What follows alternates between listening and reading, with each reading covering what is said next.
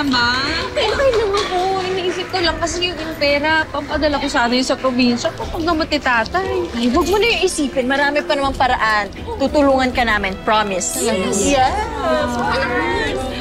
Galing-galing. Galing mo kanina. Tsaka yung sagot mo, guys.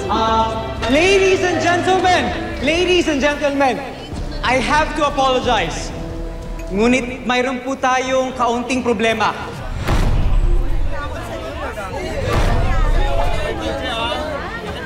Maaari po bang anyayahan si Miss Mercedes Tetet bagong silang dito sa stage? What? Ano? Sorry.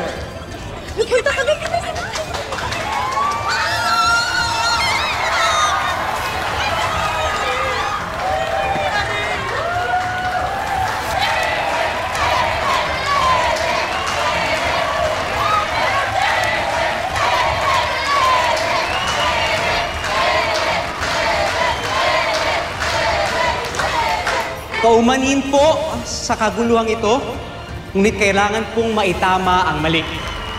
At least, ipakatubalik na. Ano nangyayari, ha? Anong problema? Walang problema, di ba? Di ba? Si Esther talaga yung dapat nanalo. Alam mo, Rika, nag-usap-usap kami. Matapos na makwento ni Tete at lahat tungkol sa pamilya niya. Nakakonsensya kaya. Hindi kami dapat nagpasuhol. Para lang baguhin yung desisyon. Si Tetet naman talaga yung nanalo. Pasensya na, Rika. Sa'yo na tong perang galing kay Esther.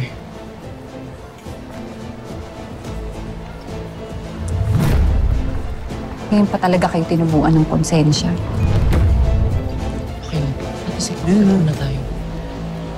Ang tunay na nanalo ngayong gabi ng walang daya at pagsusuhol.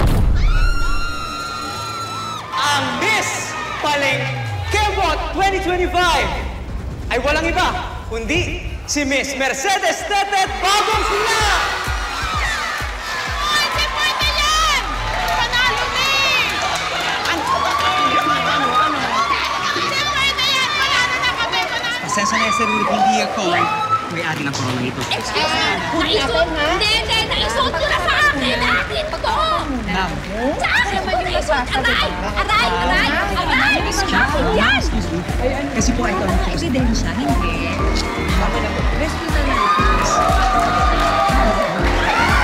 Hindi pa ko kaya na! Ayaw! Corona!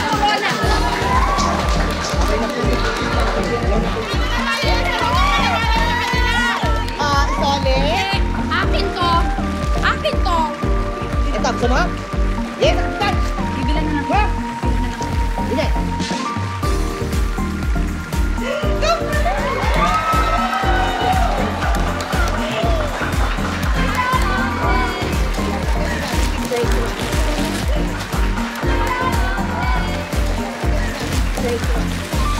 Sandali nga. Hoy!